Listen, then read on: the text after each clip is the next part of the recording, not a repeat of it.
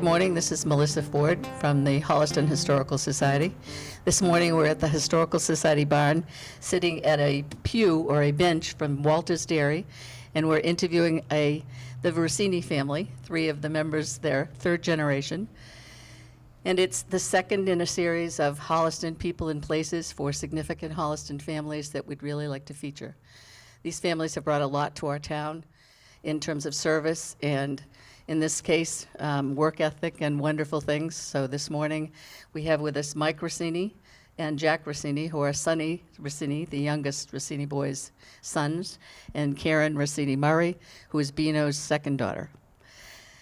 And we have all kinds of wonderful information for you this morning. Walter's Dairy is something that was a very significant part of the town when I was growing up. It was down in the corner of Route 126 and 16 in the building that is now Bertucci's, and it was run by the four Rossini boys and their mother Genevieve. I guess started with their father Joseph. And it was just a wonderful place to go to eat, was very family oriented. Most of the kids worked there, and it was just a Holliston happening, if you will. And this morning we really wanted to highlight what the Rossini family brought to this town and have some information to talk to you about. Just an interesting highlight is that Jack and Mike both have Walter's Dairy hats on this morning that their fathers used to wear when they worked in the kitchen doing all the service. And Jack has on his father's apron, which was, if you knew Sonny Rossini, he always had that apron wrapped around his waist, and so did Bino. Jack, would you tell us a little bit about the history of the men who came from Italy? So the first generation was Joe and Genevieve. They were my grandparents, and oddly enough, Joe's brother, Tito, married Genevieve's sister, Ruth. So we had, on my side of the family, Joe and Genevieve had four boys. That was Walter, Bino, Alex, and Sonny. And Tito and Ruth, who owned Tito's Country Store across the street, which is now Gin's Garden. Let's see, they had three girls. It was Rita, Betty, and Franny.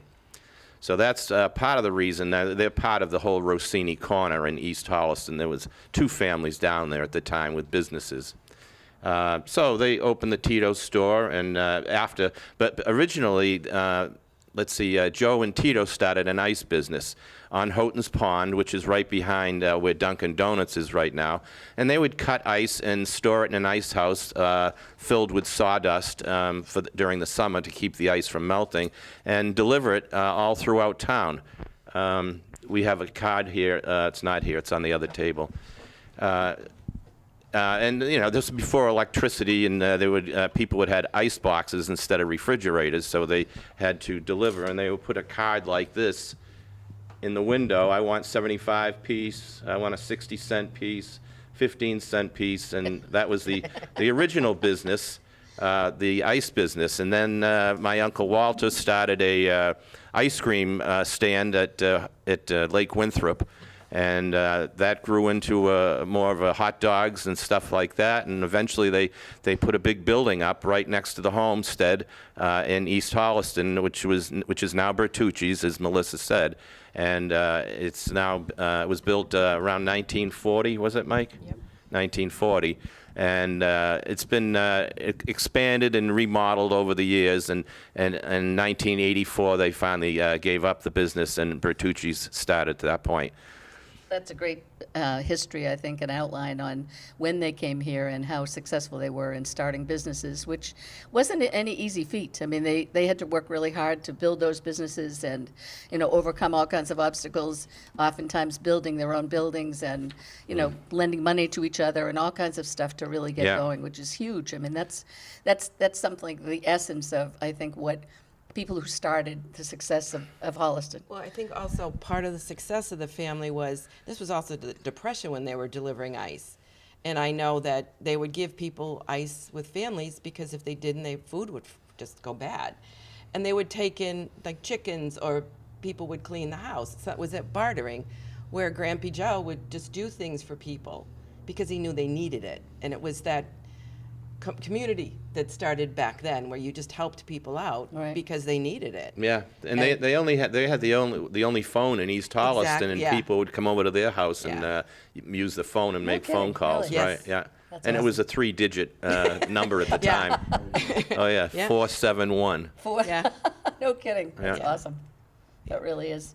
There, Mike, you had some specific information about the family that you kind of wanted to add to. Well, I could add to the ice business. It's behind Dunkin' Donuts at Houghton's Pond, and if you look at the walls on the dam, there's still a block of cement in the water, and that was the beginning of the conveyor going up to the ice house. If you want to dig through the property around there a little bit, you can find the foundation to the ice house. That's amazing.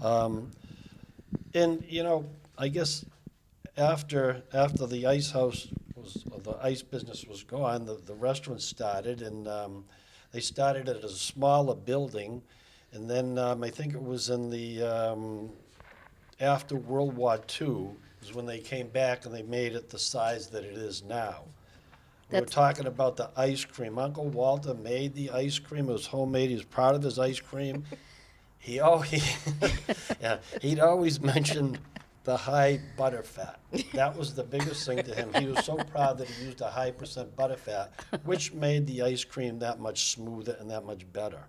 Well, one of the segues that you just mentioned was after World War II is when they sort of took off, and Karen had some information about all 4 brothers served in the United States Navy.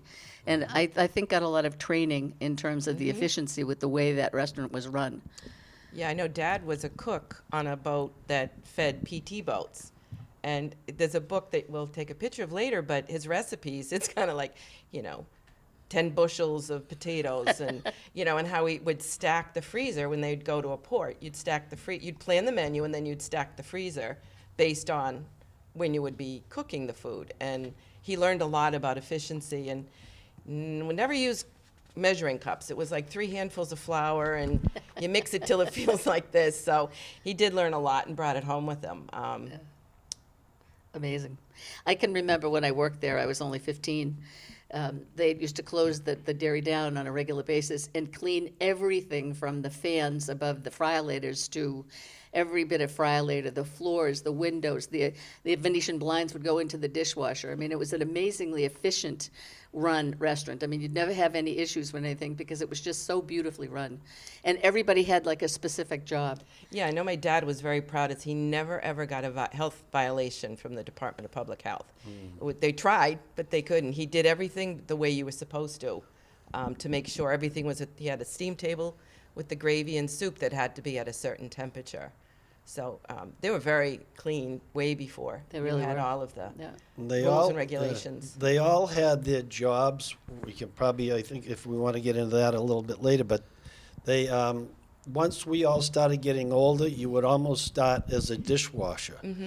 At maybe 13 years old, which probably wasn't right back then, but we did it anyway. Yeah, I know. So you go from the dishwasher, as soon as you wanted to, if you wanted to move, you go out front and you would be waiting on the people scooping ice cream and everything.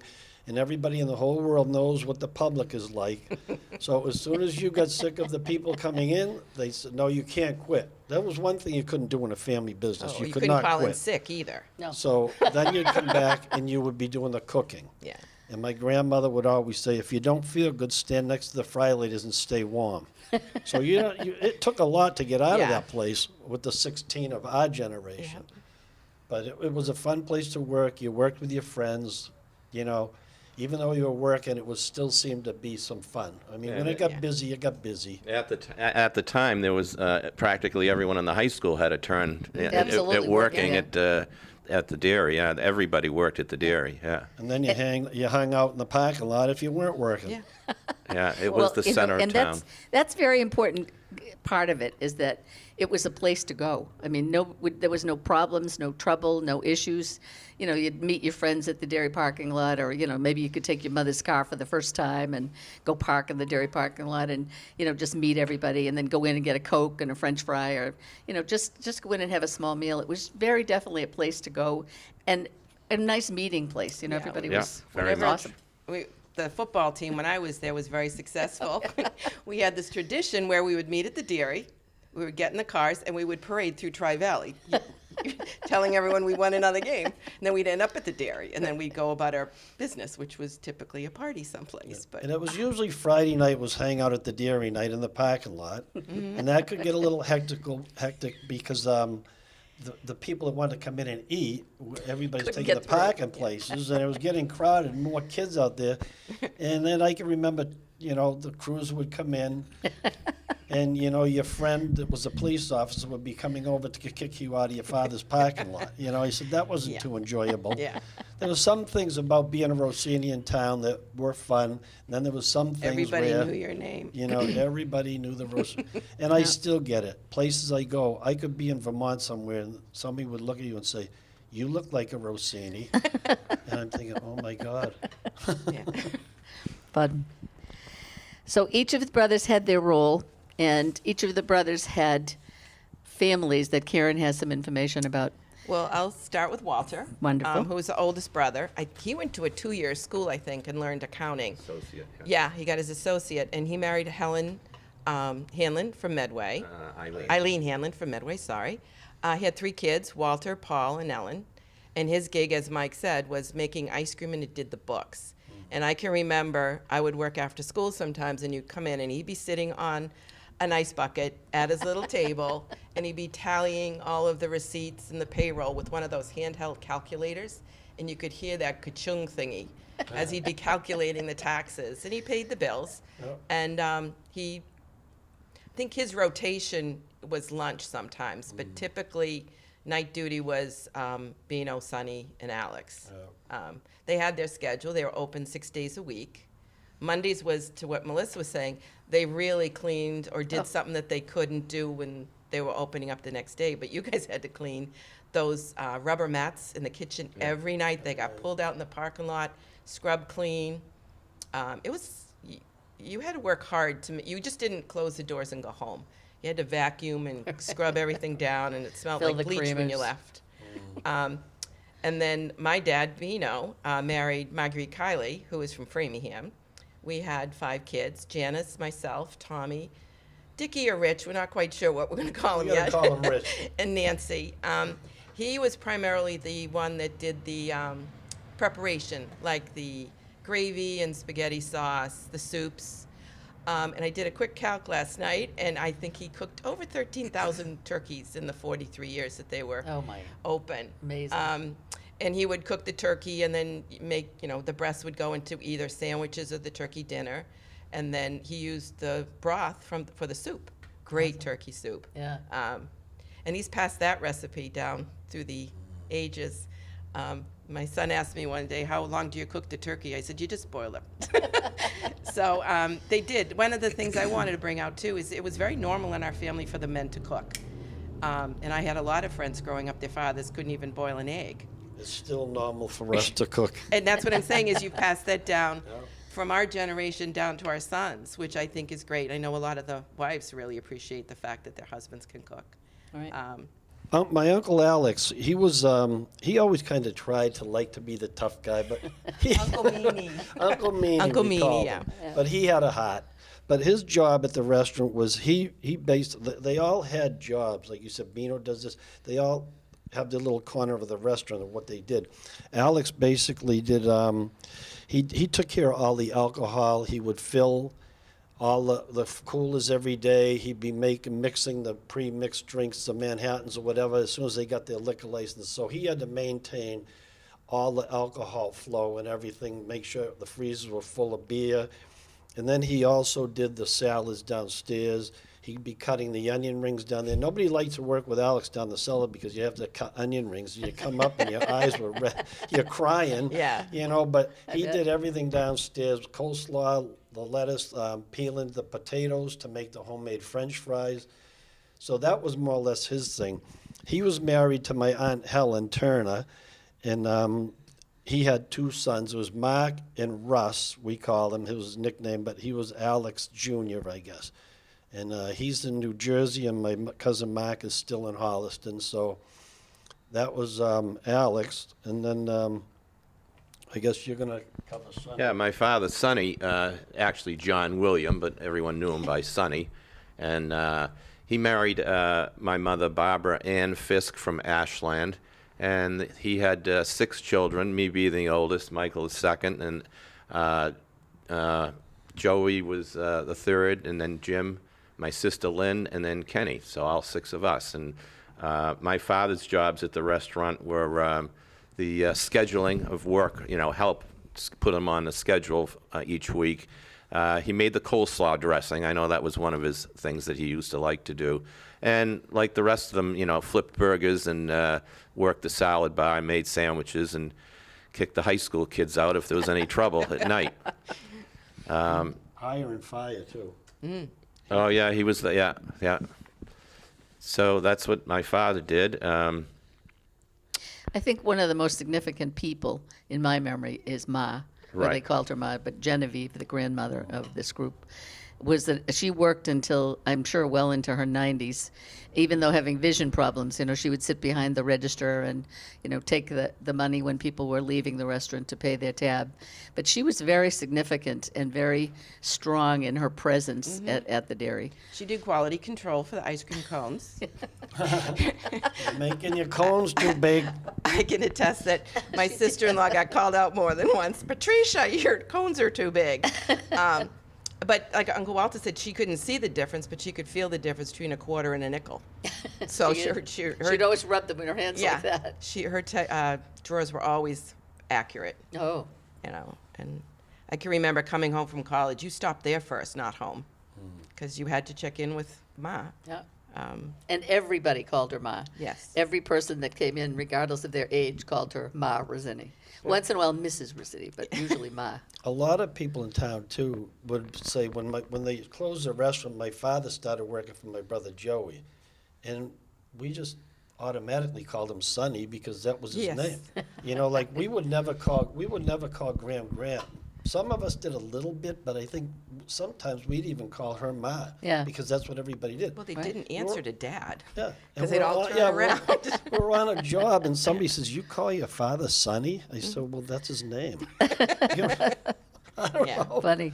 But I can remember Ma, when it closed up at night, she would be walked, she had to go down the stairs and out the back door, and she lived right next door to the restaurant, across the parking lot. Somebody would always walk her out, and then she had to walk in her door and upstairs into her house, which she did her whole life. I mean, she Yeah. was in her 90s, and God, I hope I can string words together at that age. And Yeah, it was amazing. with all the dirty aprons, and then she'd Yeah. wash them at the house and then hang them out in the clothesline behind the restaurant Yeah. and take them in, and they'd be folded and brought back up. Yep. Amazing, just amazing. Again, amazing work ethic and strength of character to just keep going and keep moving and keep everything going. It's just an amazing person. I think it's just in the family. As you see something that's got to be done, you just do it. do it. Yeah, Right. Yeah. I mean, we all kind of know if, like, when you're having celebrations, we all get together on our holidays and stuff. Everywhere, it's like quiet. You just know what you need to do. Yeah. Because you've been doing it so long. Right. Well, that kind of is a good segue into the amount of service to the town of Holliston that the Rossini family. Could I interject one thing Yes, first, though, Melissa? sure. Sorry. I don't want to overlook the fact that the landscape in East Holliston was much different back then, too. Oh, yeah. The buildings that exist there weren't there at the time. It was just a house and the restaurant. restaurant. And behind was my grandfather's garden, tomato plants and everything, and there were apple trees there, and they hung the clotheslines, and a big field. I can recall that, and a drive where they came around, and then the 4 brothers built the buildings. The shopping center, the plaza that's there now, that connects everything all together. So I just wanted to put that in there too. Oh, that's a really good point. I had forgotten that because I Yeah. remember when you drove around the back of Kerr Street, you could see the gardens and the Yeah, clotheslines. very and stuff different, before everything, different right? look than what it is now. Wow. Yeah. It really is amazing. I grew up in East Holliston, and that was kind of a place we could walk to the dairy. We used to skate at Houghton's and go to the dairy for hot chocolate afterwards. Yeah. And it was the place just Yeah. for everybody. Unbelievable, great memory. Service to the town was another thing I really wanted to hit on because there's a lot of service from Alex beginning the ambulance service to the town, which is Yeah. amazing. My Uncle Alex was like, Leader? the leader. One of the Well, founding- he was, you'd say like one of the ones that had started the ambulance, one of the founders. Right. And my Uncle Bino, he stepped up and he was voted in to the Board of Selectmen. So he played a big role in Holliston as a Board of Selectmen for 3 years, and he did a great job. There was 3 Rossinis that drove the ambulance. This was later on after Alex. There was my cousin Tommy and Russ and also myself, and we drove the ambulance for years. Cousin Tommy and Richie were on the fire department for a long time. My brother Joey and Jimmy were in the fire department for a long time. And as it stands now, Richard and Jimmy are still on the fire department. After, I don't know, it's got to be 30, 40 years or so. Wow, that's amazing. And then I jumped on the school board, on the school committee in 1993 to 96. I just did one term because I ended up jumping from the school committee onto the school building committee. Yeah, And that remember was that. like a 13-year Wow. timing on that. So we've been around. I think there was a joke. They wouldn't let me on the fire department because there's too many Rossinis already on there. I said, well, how many Demigellas do you have on there? So we started, so it was kind of a joke, and I said, you know what, I don't want to get up in the middle of the night to fight a fire. So I drove the ambulance for I think about 6 years, and my cousin Tommy and I actually took the class together back in the 80s. So And Yeah. school buses. school buses, School yeah, bus driving was yeah, just, that was a Yeah, my Warren father's, Murch. yeah. where are they today? We need them I today. know. Yeah, Boston needs them. Yeah, Warren Murch owned the contract. He had the contract for the buses. And if someone called in sick, he'd call the dairy, and it was nice because it was after lunch hour. Yeah. And they could go pop up there, drive a bus, and you'd get on the bus, and there's your dad. It's like, hi, Dad. Yeah, and they knew the town. Yes, So they, you know, yeah, and they did. Right? They could do a route quickly. Yeah. Awesome. Just amazing amount of service, and all through all the generations, which is really awesome. and there's, like we were saying earlier too, there's 5 generations in town. 2 which are gone, there's 2 generations that are still working, and my son Brian's one of them. He's got BDR Automotive up where Burke Brothers used to be. Really? That's awesome. So, and now in the 5th generation, well, they're all in school, and Well- they're confusing us because everybody's asking, how are you related to Mason Rossini? I said, well, wait a minute, I got to think. And that's what we used to do. It was kind of fun growing up in town because everyone knew the Rossinis, but it was always the question was, well, who do you belong to, right. Okay, that's how they put it, and we would confuse people, and then Remember what we used to do with the substitutes? Oh. Our class had 4 Rossini cousins. yeah. And there were 3 boys and myself. And you guys used to scramble around, so they always knew who Karen was, because I was the only girl. Well, it was always, the 4 years, every time they did roll call, graduation was the last time we had to hear it. Karen Rossini, Mark Rossini, Joe Rossini, Mike Rossini. And by the time they got to the 4th person, everybody in the whole group was laughing. And they said, Jesus, when's it going to stop? Are they quadruplets? No. Well, that's how we grew up. Yep. And how many years, Jack, have we got? Yeah, I did a little research, and my uncle Walter graduated high school in Holliston in 1937, I think, or in that time period. So he would have started schools in the Holliston schools in 1925. Wow. And it follows right through with all 4 well, not the first generation. My grandparents didn't go here, but the other 4 generations, total 45 students in the Holliston schools. And with the latest ones to wrap up would be Tommy, Mason, and my granddaughter Savannah in 2033 and 2034. So Wow. we're over 100 years with students in with the Rossinis in the Holliston schools. That's amazing. Yeah. It really is. And I started substitute teaching in '71 when Mary Callahan called me, and I'm still up there right now. So we're connected with the school system too. Wow, that's awesome. I didn't realize that. That's great. Because you were a professor also, correct? No, I'm Just a regular old teacher? well, administrator. Yeah. Well, it's awesome. That really is. So that kind of is, in a nutshell, what the Rossini family has brought to the town, which is a great deal. If I And could just add, you just a certainly funny, can. couple funny little things at the end. where, Okay. And I think most people knew need in to go. Holliston, when Graham Rossini went and got a frap cup and went in the back room, she would put a little beer in the frap cup and she'd sit at her register, and everybody would think she was drinking a frap. Never happened. Oh, it sure did.